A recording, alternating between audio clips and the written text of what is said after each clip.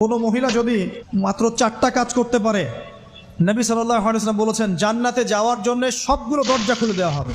1 number, কোনো মহিলা যদি 5 ওয়াক্ত নামাজ পড়ে, এখানে শুধু ফরজ নামাজের কথা বলা হচ্ছে, নফলের কথাও বলা হচ্ছে না।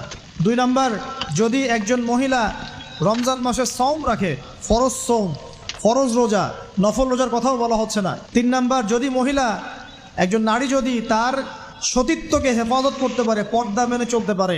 এই পর্দা বলতে আমরা ডিজিটাল বোরখা বোঝাচ্ছি না। পোশাকটা এমন হবে না যেই পোশাক পরেও গায়ের কাঠামো কতটুকু আটোসাটোটা বোঝা যায়, এই বোরখা চলবে না। বোরখা এমন হবে না, পোশাক এমন হবে না যে বাহির থেকে ভিতরের অঙ্গ দেখা যায়, এই বোরখা চলবে না। পোশাক এমন হবে না যে পোশাকটা পুরুষদের পোশাকের সাথে সাদৃশ্য আছে, গেঞ্জি টি শার্ট পরা যাবে না। পোশাকটা এমন হবে না যেই পোশাকটা অমুসলিমদের সংস্কৃতির সাথে বা ধর্মীয় কালচারের সাথে সাদৃশ্য আছে, এমন পোশাকও চলবে না। যদি কোনো নারী 3 নাম্বার তার লজ্জাস্থানে